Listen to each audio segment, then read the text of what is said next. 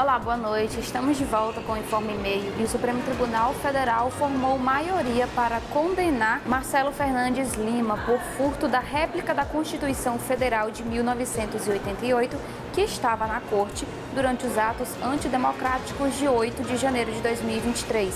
A condenação do designer de São Lourenço foi concordada pela maioria dos integrantes, mas há divergência sobre a pena e os crimes cometidos. O relator, o ministro Alexandre de Moraes, propôs 17 anos de detenção e indenização de 30 milhões de reais em danos morais pelo furto, enquanto Edson Fachin recomendou 15 anos de prisão e Nunes Marques indicou 3 anos e 8 meses de reclusão.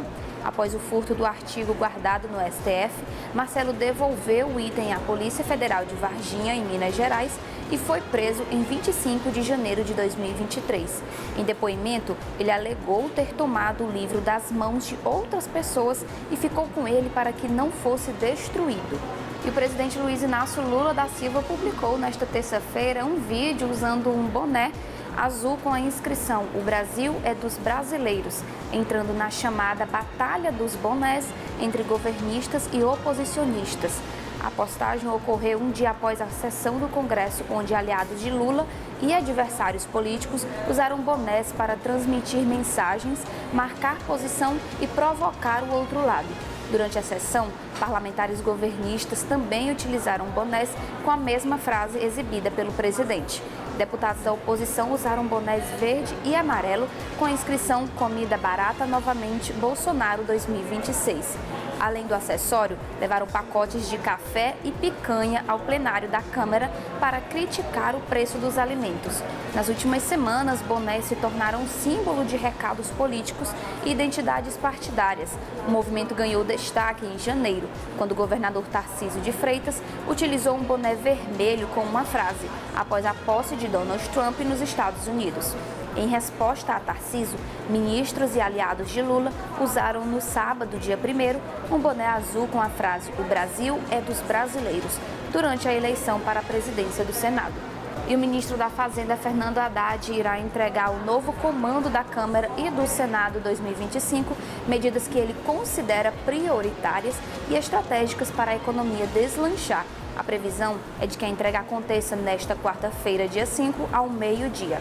Entre elas, as medidas internas do governo, projetos de lei e medidas em andamento que ainda estão sendo elaboradas.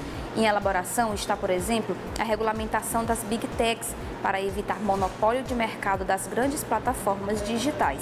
Também estão na lista a reforma das previdências dos militares, a limitação do supersalário, a nova lei de falência, o fortalecimento de proteção a investidores no mercado de capitais e a modernização no regime de concessão e PPPs. O ministro irá pessoalmente entregar as prioridades para Davi Alcolumbre, novo presidente do Senado, e para Hugo Mota, novo presidente da Câmara. Esse movimento, além de mostrar bom relacionamento com o parlamento, também fortalece politicamente para o mercado. E depois de um ano de negociações difíceis, o governo de esquerda da Espanha deu luz verde nesta terça-feira para a redução da jornada de trabalho semanal de 40 horas para 37,5, sem a certeza de contar com a maioria para aprovar o texto no parlamento.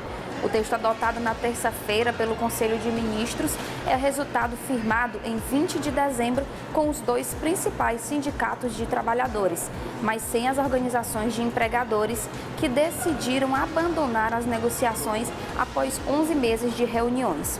A medida vai afetar cerca de 12 milhões de trabalhadores do setor privado, principalmente nos setores de comércio, alimentação e agricultura.